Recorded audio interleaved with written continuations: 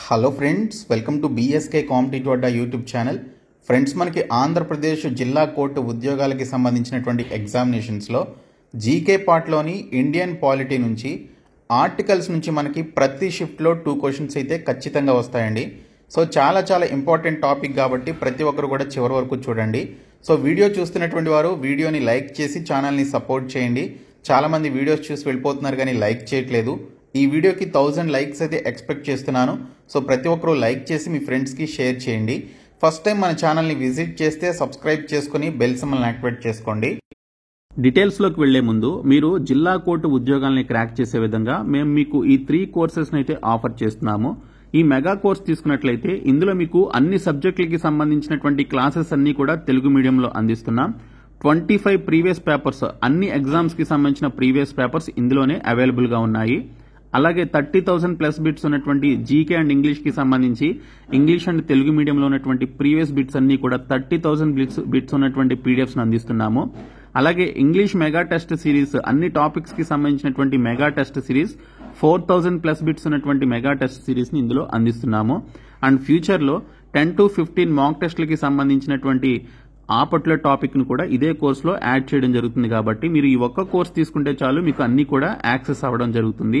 లేదు మీకు సపరేట్ గా కావాలి అంటే 30,000 ప్లస్ బిట్స్ తో పాటు స్టాటిక్ జీకే, కరెంట్ అఫైర్స్ ఉన్నటువంటి ఇంగ్లీష్ మీడియం అండ్ తెలుగు మీడియంలో ఉన్నటువంటి బిట్స్ అండ్ ఇంగ్లీష్ లాంగ్వేజ్ కి సంబంధించి 10,500 ప్లస్ బిట్స్ ఉన్నటువంటి పీడిఎఫ్స్ ని ఈ పీడిఎఫ్ కోర్సులో పొందవచ్చు. ఇది 199 రూపీస్ కోర్సు.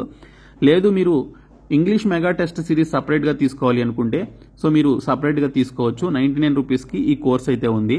సో ఇక్కడ మీకు ఈ మెగా కోర్స్ అనేది 1 year వ్యాలిడిటీతో అందిస్తున్నాము. మీరు యాప్ హోమ్ పేజ్ లో ఏపీఎస్సీ అనేటువంటి ఒక బాక్స్ పై క్లిక్ చేసి మీరు ఈ కోర్స్ అయితే తీసుకోవచ్చు. ఈ mega course and PDF course ఈ ఏపీఎస్సీ అనేటువంటి బాక్స్ లో ఉంటుంది. ఇంగ్లీష్ మెగా టెస్ట్ సిరీస్ వచ్చేసి ఇక్కడ టెస్ట్ సిరీస్ అని చెప్పేసి యాప్ హోమ్ పేజ్ లో ఉంటుంది, అందులో మీరు తీసుకోవచ్చు. సో డిస్క్రిప్షన్ లో బీఎస్కే జాబ్స్ అని చెప్పేసి యాప్ లింక్ ఉంటుంది, యాప్ ని డౌన్లోడ్ చేసుకుని ఈ కోర్సెస్ తీసుకోండి.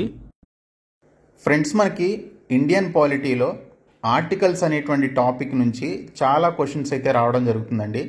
నేను మీకు కొన్ని పార్ట్స్లోనే టాప్ 100కి సంబంధించినటువంటి మోస్ట్ ఇంపార్టెంట్ ఆర్టికల్స్కి సంబంధించిన కంప్లీట్ సెషన్స్ అన్నీ కూడా పూర్తి చేస్తాను. సో కాబట్టి ఈ పార్ట్ 1లో చాలా వరకు క్వశ్చన్స్ అయితే కవర్ చేద్దాము. సో ఫస్ట్ క్వశ్చన్ చూసుకున్నట్లయితే, how many articles were there in Indian constitution originally?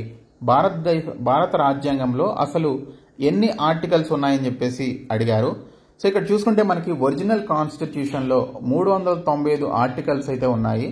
So మన ఒరిజినల్ కాన్స్టిట్యూషన్లో ఉన్నటువంటి యొక్క 395 ఆర్టికల్స్ని 22 పార్ట్స్గా డివైడ్ చేశారు. అలాగే 8 షెడ్యూల్స్ అయితే మనకి ఒరిజినల్ కాన్స్టిట్యూషన్లో ఉన్నాయి. సో మీరు ఏ కాంపిటేటివ్ ఎగ్జామినేషన్కి అటెండ్ అవుతున్నా కూడా మీరు ఖచ్చితంగా చదవాల్సినటువంటి ఇండియన్ పాలిటీకి సంబంధించిన 3 టాపిక్స్ వచ్చేసి ఈ 395 ఆర్టికల్స్ గురించి చదవాలి, 22 పార్ట్స్ గురించి చదవాలి, అలాగే 8 షెడ్యూల్స్ గురించి చదవాలి. అంటే ప్రజెంట్ మనకి 12 షెడ్యూల్స్ అయితే ఉన్నాయి. ఈ 12 షెడ్యూల్స్ గురించి మీరు చదువుకోవాలి. సో మనకి ప్రజెంట్ మనకి ఉన్నటువంటి టోటల్ ఆర్టికల్స్ వచ్చేసి 448 అండి. 448 ఆర్టికల్స్ ఉన్నాయి. వీటిని 25 పార్ట్స్గా డివైడ్ చేశారు. 12 షెడ్యూల్స్ అయితే ఉన్నాయన్నమాట. సో మీరు ఇప్పుడు ప్రజెంట్ చదవాల్సింది ముఖ్యంగా ఈ 25 పార్ట్స్కి సంబంధించిన ఆర్టికల్స్ని ఏ పార్ట్లో ఏ ఆర్టికల్స్ ఉన్నాయని చదవాలి. 12 షెడ్యూల్స్ గురించి ఖచ్చితంగా మీరు చదువుకోవాలి. 448 ఆర్టికల్స్ చదవకపోయినా అట్లీస్ట్ 395లో మీకు టాప్ 100 ఆర్టికల్స్ ఏవైతే ఉన్నాయో ఆ ఆర్టికల్స్ని మీరు ఖచ్చితంగా చదువుకోవాలి. సో ఒరిజినల్ కాన్స్టిట్యూషన్ ప్రకారం మనకి ఉన్నటువంటి ఆర్టికల్స్ 395 ఆర్టికల్స్ కాబట్టి ఇచ్చినటువంటి ఆన్సర్ మనకి ఆప్షన్ సి 395 అనమాట. సో ఇక్కడ మీరు చూడండి, the original text of the constitution contained 395 articles in 22 parts and 8 schedules. It came into effect on January 26, 1950, the day that India celebrates each year as Republic Day. Okay, మనం ప్రతి సంవత్సరం జరుపుకునేటువంటి republic day జనవరి 26, 1950న అమల్లోకి వచ్చినటువంటి సందర్భంగా మనం ఈ republic డేని జరుపుకుంటాం అనమాట. ఒరిజినల్ కాన్స్టిట్యూషన్లో నేను ఆల్రెడీ చెప్పినట్లుగా 395 ఆర్టికల్స్, ఆ ఆర్టికల్స్ని 22 పార్ట్స్గా డివైడ్ చేస్తూ 8 షెడ్యూల్స్ అయితే మనకి పొందుపరచడం జరిగింది. సో వీటి గురించి అయినా మీరు ఖచ్చితంగా చదువుకోవాలి. ప్రతి షిఫ్ట్లో మనకి క్వశ్చన్స్ అయితే రావడం జరుగుతుంది. సో నేను మీకు ప్రొవైడ్ చేసినటువంటి 499 రూపీస్ మెగా కోర్స్లో ఈ యొక్క 100 ఆర్టికల్స్కి సంబంధించిన పీడిఎఫ్ ఉంది. అండ్ 199 రూపీస్ మెగా కోర్స్లో కూడా టాప్ 100 ఆర్టికల్స్కి సంబంధించిన పీడిఎఫ్ ఉంది. సో మీరు ఈ కోర్సెస్ తీసుకోవడం ద్వారా మీరు చాలా వరకు బెనిఫిట్ అయితే పొందుతారు.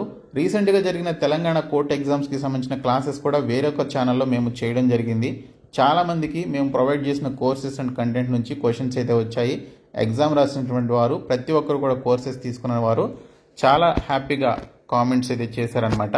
సో నెక్స్ట్ క్వశ్చన్ చూసుకున్నట్లయితే, which articles deals with the citizenship at the commencements of the constitution? రాజ్యాంగ ప్రారంభంలో పౌరసత్వం గురించి ఏ ఆర్టికల్ వివరిస్తుంది అని చెప్పేసి ఇచ్చారు. సో సిటిజన్షిప్ గురించి మనకి వివరించేటువంటి ఆర్టికల్ వచ్చేసి ఆర్టికల్ 5 అండి. So article 5 of the US constitution outlines the process of amending the constitution అనమాట. సో ఇక్కడ చూసుకుంటే మనకి భారత రాజ్యాంగంలో కూడా ఈ ఆర్టికల్ 5 ఏదైతే ఉందో అది సిటిజన్షిప్ గురించి తెలియజేసేటువంటి ఆర్టికల్ అనమాట.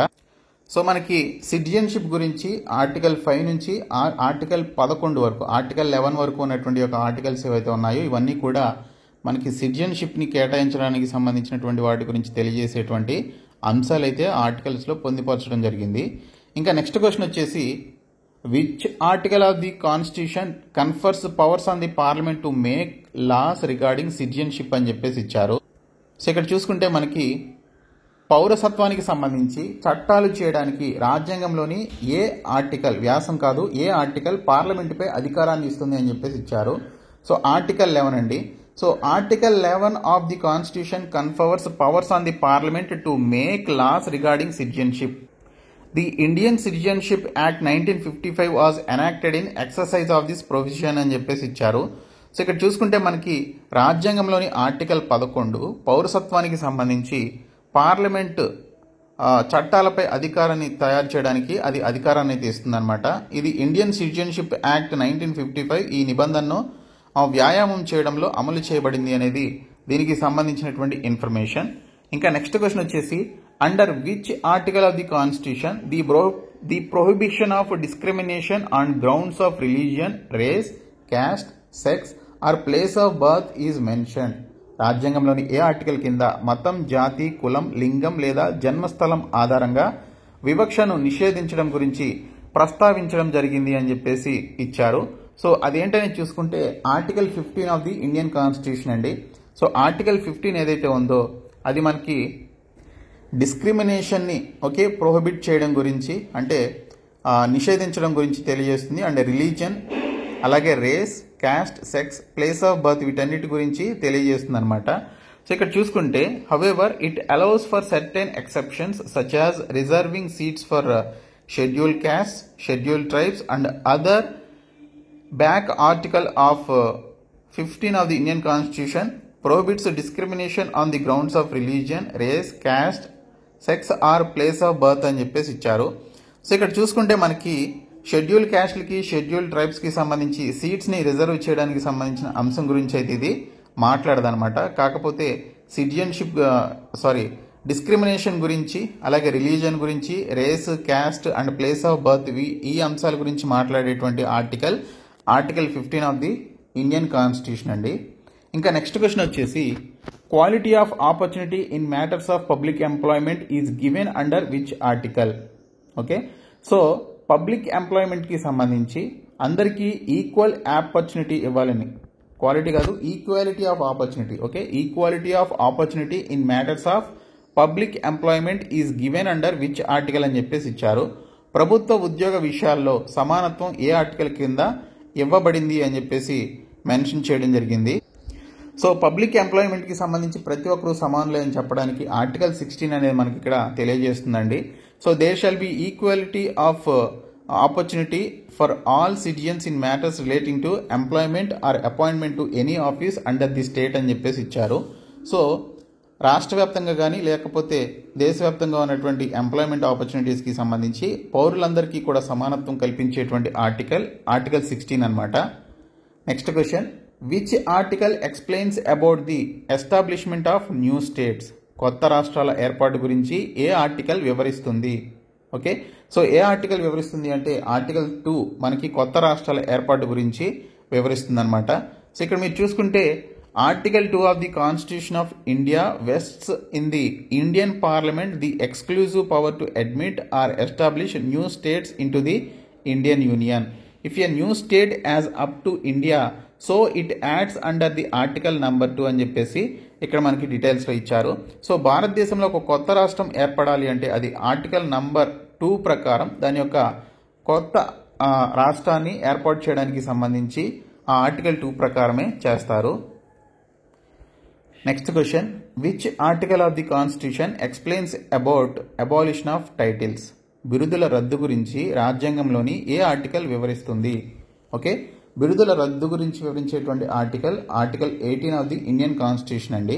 సో ముఖ్యంగా మీరు ఫండమెంటల్ రైట్స్కి సంబంధించిన ఆర్టికల్స్ ఏవైతే ఉన్నాయో ఆర్టికల్ 12 టు ఆర్టికల్ 35, సో ఇవి మీరు ఖచ్చితంగా చదువుకోవాలి. ఫండమెంటల్ రైట్స్ గురించి అడుగుతాడు అండ్ ఫండమెంటల్ డ్యూటీస్ గురించి, directive principles of state policies గురించి మనకి ఎక్కువగా క్వశ్చన్స్ అయితే వస్తాయి, అవి మీరు చూసుకోవాలి. సో ఆర్టికల్ 18 అనేది మనకి బిరుదుల రద్దు గురించి, ఓకే, అబాలిషన్ ఆఫ్ టైటిల్స్ గురించి మాట్లాడేదన్నమాట. ఫర్ ఎగ్జాంపుల్ పద్మ అవార్డ్స్ కానీ పద్మశ్రీ, పద్మభూషణ్ లాంటి అవార్డ్స్ వారికి చేసినటువంటి సేవలకి గుర్తుగా ఇచ్చేటువంటి, గౌరవంగా ఇచ్చేటువంటి అవార్డ్స్. సో వారి యొక్క పేర్ల ముందు బిరుదులుగా పెట్టుకోకూడదు. సో అది ఆర్టికల్ 18కి అగేన్స్ట్ అనమాట. సో అది అబాలిషన్ ఆఫ్ టైటిల్స్ గురించి తెలియజేస్తుంది కాబట్టి సో పద్మశ్రీ అని పేరు ముందు పెట్టుకొని వాటిని బిరుదులుగా పెట్టుకోవడం నిషిద్ధం. తర్వాత నెక్స్ట్ వన్ వచ్చేసి, which article of the constitution states about right to life?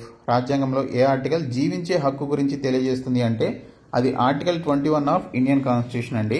So article 21 అనేది okay life and personal liberty గురించి తెలియజేసేటువంటి ఒక ఆర్టికల్ అనమాట. జీవించేటువంటి హక్కు గురించి తెలియజేసేటువంటి article 21 of Indian constitution.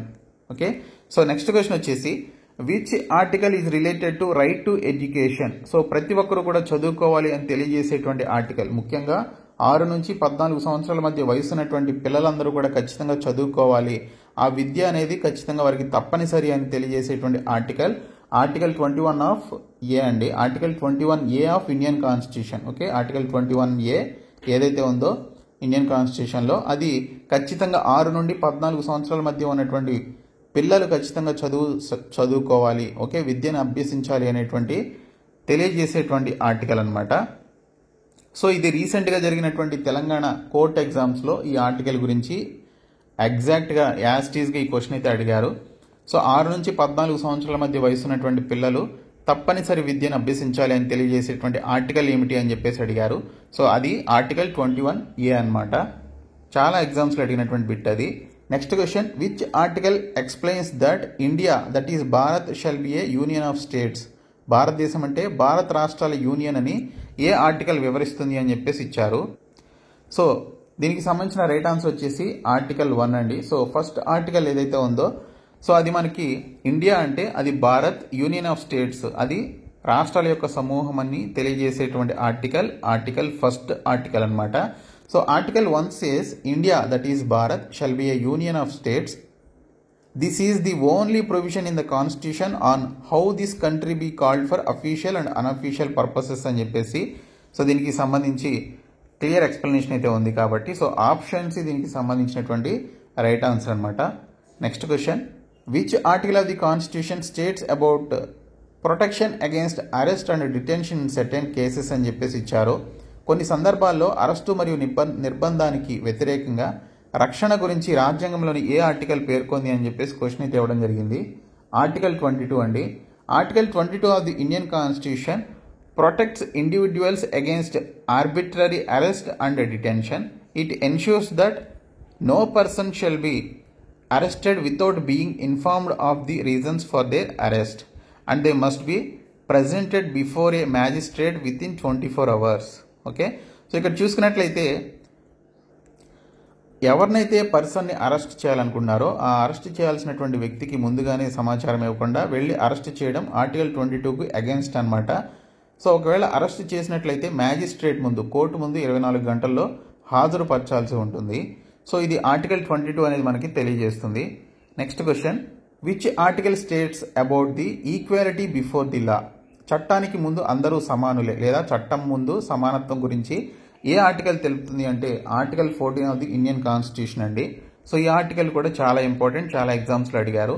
So article 14 of the Indian constitution guarantees equality before law and equal protection of the laws. It ensures that the state treats all individuals and groups equally without any discrimination and that laws are applied fairly and consistently అనేది so దీనికి సంబంధించి చట్టం ముందు అందరూ సమానులే అని తెలిపేటువంటి article అన్నమాట ఇది. Next question, which article states about the abolition of untouchability? Okay, అంటరానితనం నిర్మూలన గురించి ఏ ఆర్టికల్ చెప్తుంది అని చెప్పేసి ఇచ్చారు. ఆర్టికల్ 17 అండి. Article 17 of the Indian Constitution abolishes untouchability and forbids its practice in any form. It declares that untouchability is an offense and the state is responsible for preventing its practice and promoting social equality అనేది దీనికి సంబంధించినటువంటి explanation అండి.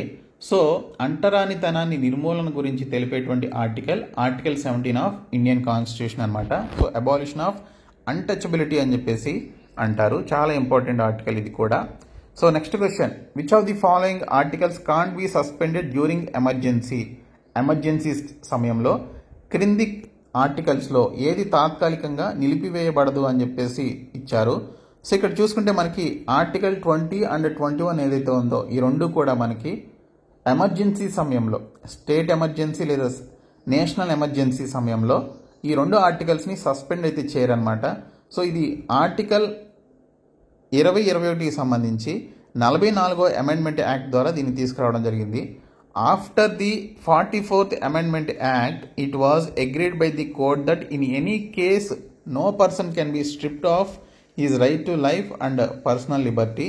Therefore, Articles 20 and 21 cannot be suspended even in case of an emergency. 44వ amendment act ద్వారా ఇక్కడ చూసుకున్నట్లయితే personal liberty and right to life ఏదైతే ఉంటుందో అది కోర్టు కేసెస్ ఉన్నటువంటి వ్యక్తికి, అలాగే ఈవెన్ ఎమర్జెన్సీస్ టైంలో కూడా వాటిని సస్పెండ్ చేసే అవకాశం అయితే ఉండదు. కాబట్టి ఆర్టికల్ 20 అండ్ 21కి సంబంధించిన ఆర్టికల్స్ ఏవైతే ఉన్నాయో అవి ఎమర్జెన్సీ టైంలో కూడా వాటిని సస్పెండ్ అయితే చెయ్యలేరు. నెక్స్ట్ వన్ వచ్చేసి, which set of article deals with the citizenship in India? భారతదేశంలో పౌరసత్వం గురించి ఏ ఆర్టికల్ సెట్ వివరిస్తుంది అని చెప్పేసి అడిగారు. ఆర్టికల్ 5 to 11 అండి. ఆర్టికల్ 5 to 11 అనేది మనకి సిటిజన్షిప్ గురించి, భారతదేశ పౌరసత్వం గురించి తెలిపేటువంటి ఆర్టికల్స్ అనమాట. 5, 6, 7, 8, 9, 10, 11. సో ఈ 6 ఆర్టికల్స్ ఏవైతే ఉన్నాయో ఇవి ఇండియన్ కాన్స్టిట్యూషన్ మనకి సిటిజన్షిప్ గురించి, అడ్రసింగ్ ఎలిజిబిలిటీ గురించి, ఎక్విజిషన్ గురించి, లాస్ ఆఫ్ సిటిజన్షిప్ గురించి and granting parliament the power to make related laws గురించి మనకి ఇక్కడ క్లియర్గా తెలియజేసేటువంటి ఆర్టికల్స్ అయితే ఇక్కడ మనకి ఉన్నాయి. సో నెక్స్ట్ క్వశ్చన్ వచ్చేసి, which article is related with freedom to manage religious affairs? మతపరమైనటువంటి వ్యవహారాలను నిర్వహించడానికి స్వేచ్ఛకు సంబంధించినటువంటి ఆర్టికల్ ఏ ఆర్టికల్ అని చెప్పేసి అడిగారు. సో అది ఆర్టికల్ 26 ఆఫ్ ఇండియన్ కాన్స్టిట్యూషన్ అండి. So article 26 of Indian constitution grants every religious denomination the right to manage its own affairs in matters of religion, establish and maintain religious institutions and manage it's property subject to public order, morality and health అని చెప్పేసి ఈ article 26 గురించి ఉంది. భారత రాజ్యాంగంలోని article 26 ప్రతి మత శాఖకు మతపరమైనటువంటి విషయాల్లో తన వ్యవహారాలను నిర్వహించుకునేటువంటి హక్కును మంజూరు చేస్తుంది అని తెలిపేదే ఆర్టికల్ 26 ఆఫ్ ఇండియన్ కాన్స్టిట్యూషన్.